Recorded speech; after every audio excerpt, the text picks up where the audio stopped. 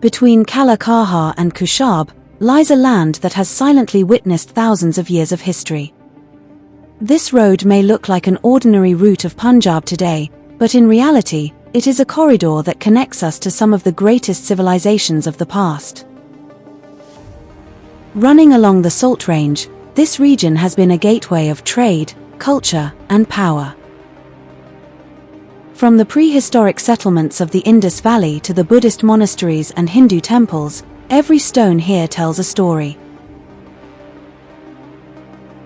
At Kalar Kahar, Emperor Babur once camped during his campaigns in 1519. He sat on a carved stone platform, which we still call Takht-e-Babri. From here, the Mughal dream of ruling Hindustan began to unfold.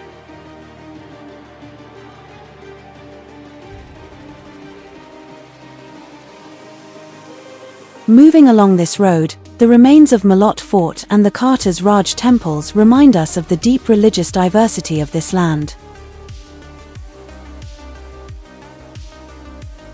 Buddhists, Hindus, Muslims all left their marks in these hills.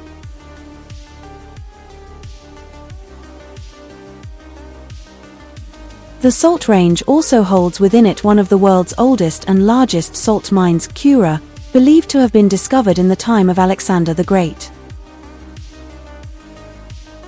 These mines not only supplied salt for centuries but also made this land strategically important for every empire. As we approach Khushab, we find fertile lands and ancient fortifications. This city has long served as a defensive stronghold and an administrative hub under the Mughals, Sikhs, and the British. In a visit to Judd Mountain in 2018, many tombstones were recorded in Padra between Pale and Munara on Kalar Kahar Khushab Road. A chamber tomb and many gravestones scattered around it and on the other side of the street as well. The chamber tomb has no parallel in the region and cannot be dated on stylistic basis. It is constructed with dressed stones of considerable size. Nothing can be said of the origin of these engraved tombstones, however on art historic and stylistic basis their origin could be traced back to the still continued Judean and diasporal funerary art which was originated in early Common Era centuries. The only opening to this low roof chamber is an arched door of relatively low height. How much of this structure is buried under the soil cannot be determined without trial trenching. The low roof is built of long cubic monolith beams of the same type of stone used for blocks used to build walls of the so-called tomb. This tomb is in a state of bad preservation and needs immediate attention. Any future archaeological and architectural investigation of the site will definitely demystify the period and significance of this tomb and the tombstones scattered around it. The other important feature at this site are a number of tombstones scattered around the so-called tomb. Many of these tombstones are displaced from their original locations and reinstalled as headstones on grave structures erected in recent past. The most interesting feature of many of these tombstones are candelabrums engraved in their upper part. The lower part of these tombstone mostly consists of depictions of other articles of faith like a pot, lota, or something similar to a wooden tablet, takhti, or a prayer mat. The candelabrum tombstones in Padra can be divided into two types on stylistic basis.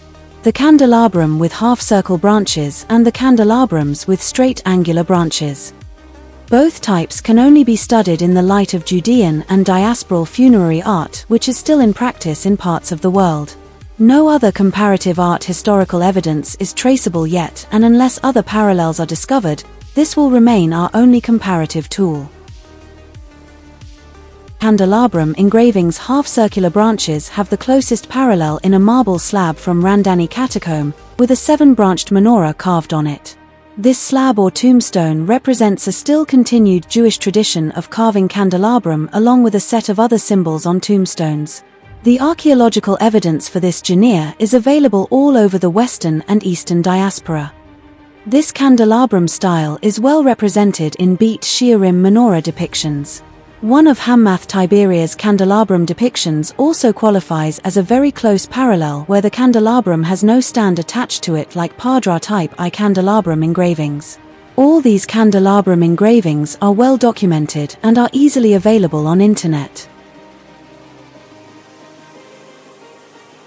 The second type of Padra candelabrum engravings also has its parallels in Judean and diasporal art. This candelabrum type is mostly found on Judean terracotta lamps. One of the oldest examples of this second type candelabrum carved on terracotta pottery was discovered by archaeologists working on Mount Sifting project. Another symbolic representation on Padra tombstones is described as a lota or a water pot. Pot is also shown along candelabrums in Judean and later diasporal art. Randani candelabrum engraving and the famous Magdala stone discovered from Palestine show Padra type 1 candelabrum flanked with pots. Both types, Padra candelabrum 1 and 2, are most common among the candelabrum depictions in diasporal art and are well represented in archaeological findings from excavated Judean synagogues, Judean terracotta lamps, from Beit Shearim, from Roman catacombs and from Dura Europos. The spontaneous occurrence of both types of candelabrums at many Judean and diasporal sites has been noted by archaeologists. Whether candelabrum engraved tombstones at Padra in Kuai Jud represent a regional offshoot of diasporal burial art or not is an intriguing question awaiting systematic archaeological documentation and excavation of this site. There is another symbol common in both Judean and diasporal Hanukkah candelabrum representations and Padra engravings. This is the so-called prayer mat symbol. Candelabrum scenes at Hammath Tiberias in Palestine have identical depictions. The stretch between Kalar Kahar and Khushab is not just a road, it is a journey through history. A passage where civilizations thrived, armies marched, kings camped, and faiths flourished. Truly, this corridor is a living museum of Punjab's past. This was Archaeology of Pakistan. If you enjoyed this journey through time, don't forget to like, share, and subscribe for more hidden stories of our land.